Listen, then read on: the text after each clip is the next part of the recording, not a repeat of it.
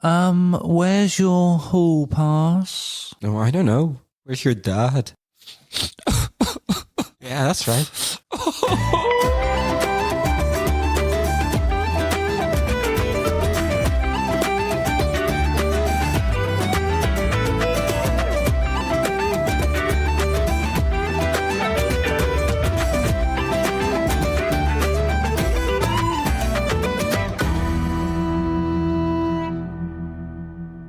Welcome back to Dumbracken. Welcome back to Our Lady of Despair and Retribution's morning school announcements. Biology teacher Mr. Mildew has had his lunch stolen by the 5th year bullies again, so if anyone sees him looking weak or grey, please give him some of your lunch. The principal would like to remind everyone that the sun is not a fire hazard. Several students called in sick last Thursday claiming that they thought the school was going to burn up because it was too close to the sun. In order to calm the fear that is currently plaguing the town, that the sun is edging ever closer to the earth because it has started appearing an hour earlier in the mornings now. The maths teachers are currently offering after-school lessons for parents to explain how daylight saving times works. The PE teachers have been granted time off this week to go see their loved ones after it was discovered that they both thought they had to live permanently in the school and had not left the school grounds for the past 2 years. This was only discovered after first year. Peter Tilford went to PE class and discovered one of the PE teachers to in fact be his father, who was missing, presumed dead, for the past 2 years. If anyone sees a sentient ball of green gut being chased around by a Robin Williams type, please steer clear. Mr. Mildew accidentally created a sentient Robin Williams AI who is now relentlessly doing bits at everyone, causing severe delays in class schedules. This year's talent show is sponsored by the Mr. Mildew Needs a Wife charity that the 5th year bullies founded earlier this year.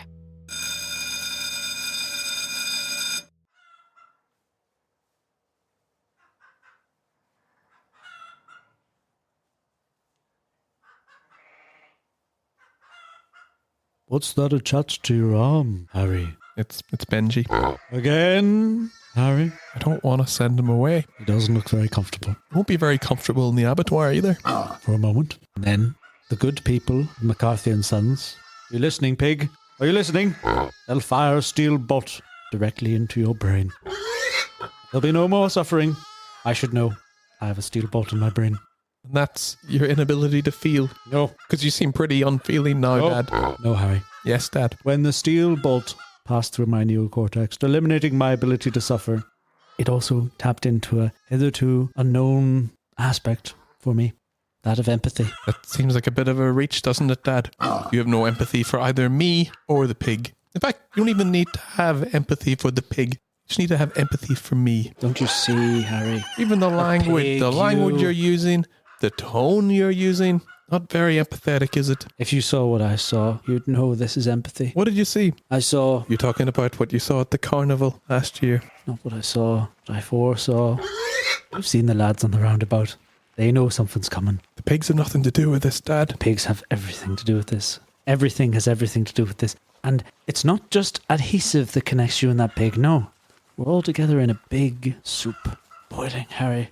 Come, look at the calligraphy. Could be part of this.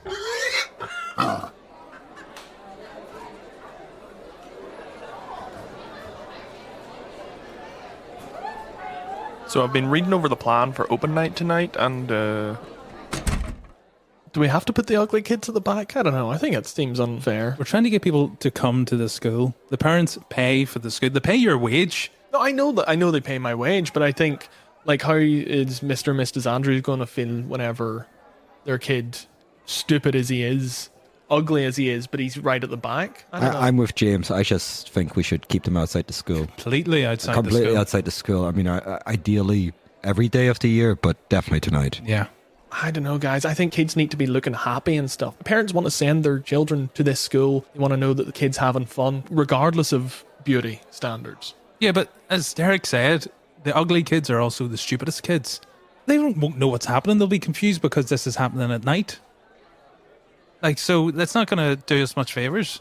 I did have to explicitly state that the parent-teacher evening is at 7 p.m. over and over again. Yeah, but I just think, like, could we have them playing games in the background or something? I'm just thinking we need bodies in and around the place to make it seem full. And I understand, yes, it's nighttime, so parents would understand. But again, the ugly kids' parents are pretty ugly and stupid themselves. So I think we need... I see what you're getting at, and we shouldn't let them in either. No, in the first place, no. No, I don't know. I mean, we were desperate for money at the time, so that's why we're not inundated with thick, ugly kids. But, I mean, come on. I really think we should have a dress code for tonight as well. You don't think the... I'm just fed up seeing people in tracksuits. Yeah, we should a dress code for the parents. For the parents? Yeah. It's a good filter. It's just if they're in tracksuits, most of them come directly from work. So if they're in tracksuits, what have they been doing all day? Yeah, they're not all PE teachers. That's a good idea. We'll get the PE teachers to bounce the people in tracksuits. Don't let them in. Yeah, they could probably do that. That's good. That way, I don't like it when they are on school grounds as well, so they're just outside. Yeah, it's a good excuse just to get them out. Yeah, keeps them busy. How about this even? We take the PE teachers and all the thick, ugly kids and we have them out in the yard. Or just run laps or something, yeah. Yeah, just run around. Don't put the lights on either, just in case someone sees them. People don't mind if a professional sports player's not great looking. I can work with this. And I think that means then that people can hear there's an ambience going on, so they can hear the thick, ugly people and not... I'll tell you what, they're thick and they're ugly, but their laughs are enchanting. Yeah. That is true. You want to make an ambience. This isn't a party that you're running here, by the way. I think it's important that I said the word ambience. I think there needs to be an ambience. They need to know that we have a certain culture here at the school that their kids can be proud of, to be part of. I get that, but souffles and people giving out entrees and champagne flutes, where's all that for the staff room day to day? Never mind tonight. I'm fed up having to supply my own champagne. It's very expensive. Look, we give you the plastic flutes and we give you a bottle of Prosecco at the start of the year. It's not my fault that you used it up. I go through that in a day. I can't have that be my entire year supply. And also the plastic flutes, you know what was delivered to the music department? A load of plastic flutes. We've got some big, ugly delivery people. Yeah. These delivery people are hideous. If you've got a nice long plastic flute, that's a lot to drink through. That's a big... There's too many holes in it. I've tried sucking on it and it makes a terrible noise. Okay, right. I'll take these under consideration for next year, but at the minute, I can't really do much. All this stuff, it's all for the prospective parents right now. Okay. You can raise it at the next teachers' meeting, whatever you want to do. But right now, I think we need to present a united front for these parents. I mean, you're the only one who's not in sync. I feel like... Yeah. But your sink is so full of shit. Okay, well, no need for that language on school grounds. What a pep talk. I'm ready to sell this show at this school now. Oh, our principal thinks we're incapable of presenting the show. I keep Not saying incapable. Not I'm incapable. sorry. As a drama teacher, I'm just constantly thinking of this as a show. Usually that's a great attitude for these nights, but it's just you're also considering it like a show where everyone needs to be beautiful, and that's my main crux of my argument is that we need something for the ugly, thick kids to be doing. Look, I can only cast so many hunchbacks. We are giving them something. We're preparing them for life in prison, which is where they're going to go. So have them out in the yard, have them lifting stuff. Get them to clear out the old school. And I'll tell you what, some of them have formed great gangs. Yeah.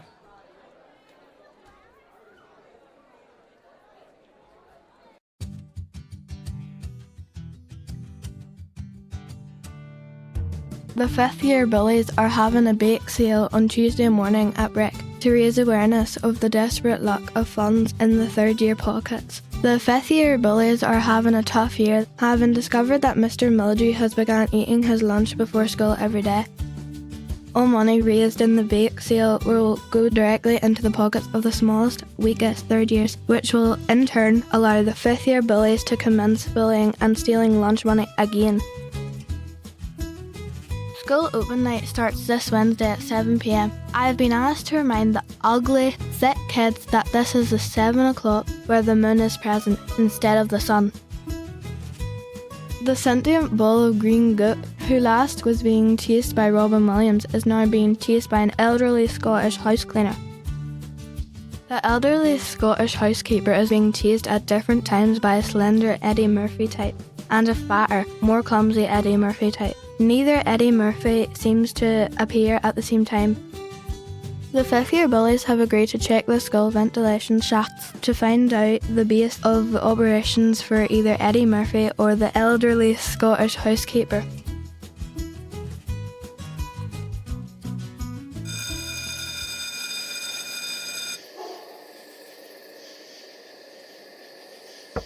Hello? Is it anybody in?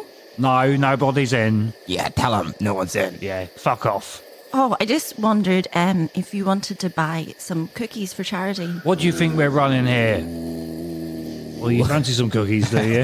I do like some cookies. Well, we better mask up before we open the doors. We don't want to squealing. Also, I've got a cold. I don't want to spread it. Oh, very, very good. But yeah, let's hide our bloody I identities. have all sorts of different sorts. I've got chocolate chip. I've got minty ones. I've got vanilla. I'm just getting myself dressed. Yeah. Well, just give us one moment. Right, I'm going to open the door. Yeah, just a okay. crack. Just a... Just a crack. Yeah. We haven't got any crack. Just opening the door a crack, all right? Okay, fine. Sorry, we're so defensive. We are This- very protective of our privacy. There were some very dodgy looking men outside. I just wondered, have I wandered into the bad part of town? Yeah, Well, it's more complicated it's not. answer than that. I mean, you I know. don't want to I mean, judge there's societal your pressures. socioeconomic status, but I just, Yeah, it's pretty rough. Okay. Do you have a knife or a gun? No, I don't have a knife or a gun. No, don't. She's got don't say cookies, it. though, hasn't she? She's got Just cookies. give over if anyone tries to mug you, darling, just hand over the cookies. Is that likely? Well, if someone asks you if you have a knife or a gun, you say yes. are you from the salubrious part of town? Yes. Well, yeah, it's more likely. I'm yeah, really very posh. You're doing your bit for charity Yes. to make yourself feel better. Well, the children. Which charity is it, love? It's the children from the bad part of town school. Oh, they need all the help they can get. Yeah, poor little bleeders. Half of them Yeah. end up being drug mules, don't they? Yeah, I heard that. Yeah. And I heard that some of their parents are divorced. Well, the lucky ones. Sorry, who told you that they're getting divorced? Well, Not all of them. I heard from some of the teachers that some of the parents were divorcees, and it made things very difficult for the children who ended up selling drugs. Ooh, this is juicy gossip. I like it. You got any names? Have you got names? Yeah. Well, Mrs. Brown, she goes to my church, and she said that there's just big problems in the bad part of town, and we should care for the children because of Jesus. Yeah, but who's getting divorced?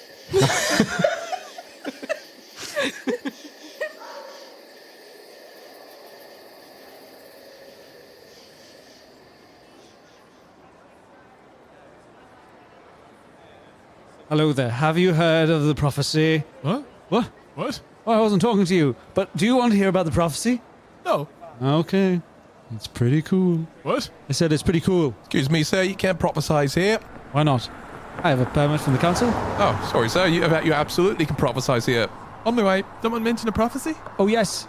I do have... Would you like to Oh, hear I'd love about... to hear about a prophecy. Well, on the 14th of March, Ooh. 2020... I'm not supposed to ooh at 14th of March. It's an exciting date. It's 2 days after my birthday. Well, that's good. I'm glad it's 2 days. The prophecy is that on the 14th of March, 2024... Ooh, it's next year. That's soon. Yes, it's very soon. I'll be 42. And then you won't, because... Yes, I will. No, you'll be 42 for 2 days, and then you won't be anything. Ooh. Because there'll be a pig born, which... A pig what? A pig born. Pig born. A pig will be born. That, reasons I cannot explain, and that I saw in a vision at a carnival. My son tells me I just ate too much candy floss. I had what is commonly known as a sugar rush. Pig's gonna Blow up. blow up? Oh. Well, I've achieved most in my life. I'm happy. What? I'm ready to go. You're ready to go? Yes. What have you achieved in your life? What's your name? I'm Reginald. What have you achieved, Reginald? Do you have a son? I do. Does your son try to stop you from killing pigs? Not often, no. I've never killed a pig. Never killed a pig. Would you like to try now? Here's one right now. Is it attached to your son? Is that your son? Ignore the boy. Ignore the boy. Not very empathetic, Dad, are you? Ignore the boy. I just mean everybody needs to kill a pig in this town. Oh, I see he also has a clapboard on him. I didn't notice. What's your prophecy? I think it's going to end when the Lord comes back to us. The Lord's coming again. He's going to get you.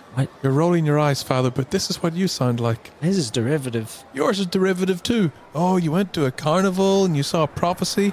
I know what I saw in those dazzling lights. As I spun in those teacups. Oh, spinning the teacup sounds very like a Stephen King novella, doesn't it? You know that I don't read Stephen King. No, but you may read Richard Bachman, Stephen King's alias. I don't know what you're talking about, but I'd be excited to know. I'd like to know more about your personal life, son. It's the Bachman book, the 4 novellas. that Stephen King wrote under his pen name. Look at this one. Interesting. Oh, it's about a person who goes to a fairground and sees the dazzling lights. And oh, there's a mystery as to how the world's going to end. Oh, he's just woken up in bed. Perhaps it was a dream. I woke up in bed. I thought it was... Interesting, isn't it? I woke up in bed too. Shut up, Precious. I'm talking to my son. This is the first conversation we've ever had that isn't about killing a pig.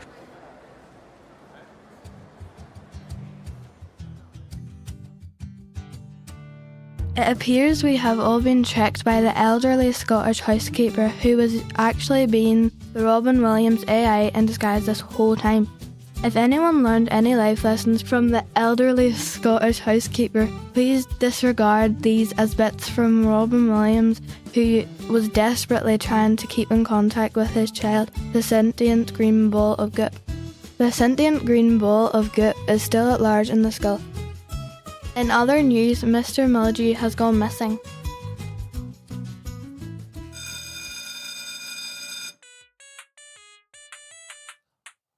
I brought my my inhaler with me, so if anyone needs it, you can use it. I don't mind. What flavour is it? It's mint. Right. And I brought my vape if you want to try that. Oh, Vape? Yeah. Your dad let you get one now? Well, my dad didn't let me get one, but he has so many, he doesn't keep track of them. I just took one. What flavour is it? Scotch. Scotch. My dad likes Scotch vape. So you stole your dad's vape? He has a lot of. I just took one of them. It's not stealing if they don't notice. That's it. That's true, yeah. That's what my dad said. I could take one of your stuffed toys away and you wouldn't even notice. So I did the same with the vape. What's your dad doing with your stuffed toys? I didn't ask. I think he was just threatening to take them away because I have so many. But that's just because I'm so good at the claw machine. He is very good at the claw machine. The secret is that at the back, the glass panel's not properly attached. You can just sort of nudge it open and grab the stuff. That's stealing. It's not stealing. They haven't noticed. Oh, they haven't noticed? Yeah, right now. They just say if you can grab it, it's yours. It's just I don't use the claw. Which one did you nail there? Did the other one just to balance it out? I don't feel good. Oh, I think it was the Scotch. Why is your dad like this? He says it makes him feel better, so I don't know. Maybe it's just you. His dad needs to feel better because he lost his job. So That's true. Yeah, but that's fine. He's got all the things brewing. He's got great things. He said he was underappreciated, and he's going to show them all. That's what he said when your mum left, though, too. And she's dead now. And so he must have showed her. He didn't. My dad didn't kill my mum. People stop saying that. It was in My the mum paper. died when that cruise ship sunk. But she was the only one that died. That's because she was helping others. Yeah, but they knew the reports say she got on a lifeboat. She was on a lifeboat was the last report. Yes, yeah. Look, it started sinking. She was helping people on a lifeboat, and then she went on the last lifeboat by herself, and then they lost track of it. And don't shake your head. This is true. I just don't believe that your dad didn't use a fake name, get on the boat, and murder your mum. No, my dad barely got out of bed after my mum left. It couldn't have been him. He is very lazy. That's why he lost his job. That's true. Yeah. He's not lazy. He does things at his own speed. It sounds like something he's told you. Well, obviously, he told me. Stop being your dad's puppet. Be your own person. Get a different vehicle. Avenge your mum. I'm not. My mum wasn't killed.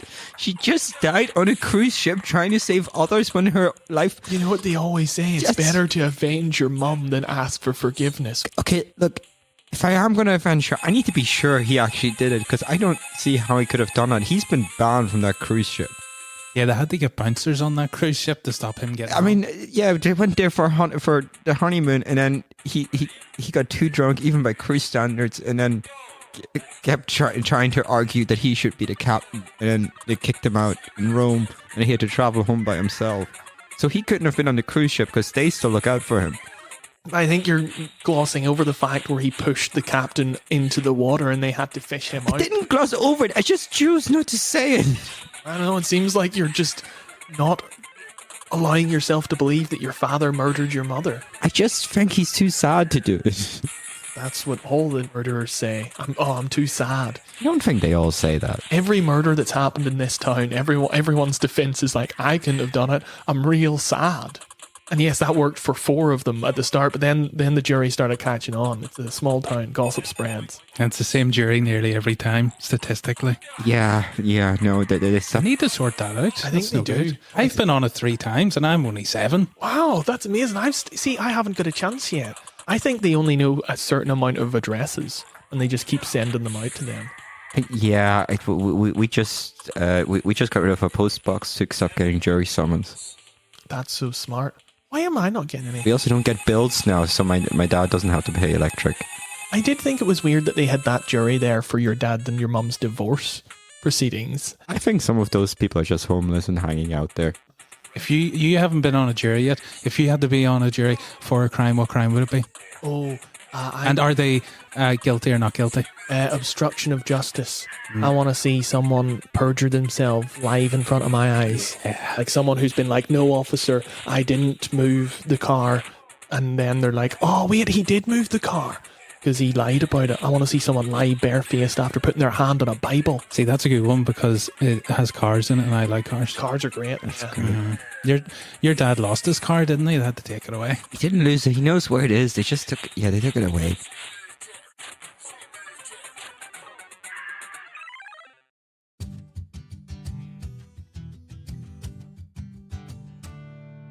Mr. Mildew has been discovered in the ventilation shaft above the biology class. It appears that the fifth-year bullies only volunteered to help the school catch the Eddie Murphy types to gain access to the ventilation shaft in order to hide Mr. Mildew up there, after they had organised a date for him via the Mr. Mildew Needs a Wife Foundation. Mr. Mildew began to freak out as the date got closer and closer to arriving, so the fifth-year bullies stuffed him in the ventilation shaft and went on the date themselves.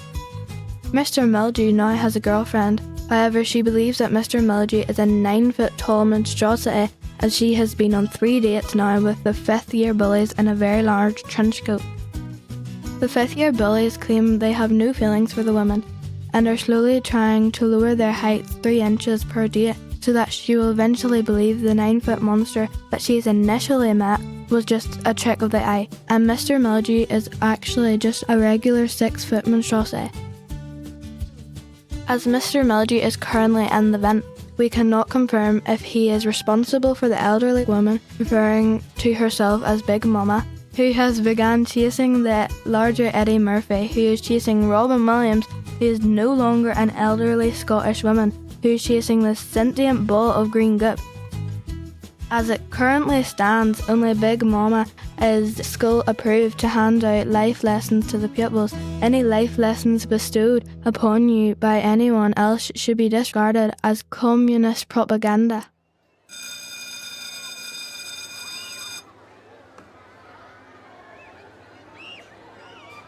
Do you want to shoot, son? I want to shoot what, Dad? We didn't just wander aimlessly past this point. Been here before. This is where Oh, hey! You got a big steel bolt in your head. well, I'm trying to talk to what's your name? Farquaad. Your name is Farquaad. Yes, the Connie. Farquaad, give me just one moment of my son. Certainly. Hey, ma'am, would you like to shoot? Look at his narrow eyes, Harry. His narrow swine eyes. Have a stuffed unicorn. Huzzah! His gnarled hands, seemingly cloven in two. You're suggesting that Carney... Harry, I don't know what to believe. I brought you here so that you could shoot a steel bolt into my head, dislodge the previous steel bolt, and perhaps remove myself of these startling visions. I thought that you wanted me here to find some sort of natural affinity with the steel bolt shooter and then kill Benji. Well, I did, and then I didn't. Well, have you decided? Would you like a gun? Yes, Here you go. thank you. You gonna take your shot? Farquaad, step out of the firing range. No, this is where I am. I'm going to step in front of you. I've stepped in front of him. Take the shot, boy. Release your old man. Last night, I dreamt of Carrie too. It was not good. Okay, Dad. Yes. Ah, the old shoot a steel bolt out of your head trick. Ah, we get this. Why is this Once a week. man still here? This is my booth. It's up to you now, son. Shoot your old man. Shoot him. Okay, I'm gonna take the shot. Wonderful. Wait. Let the pig shoot. Okay, Benji, decide. Oh, he's dead. He's been dead. Oh, he's very grey. Did you feed him when he was... Did you feed the pig at any point? Oh! Oh, my brains!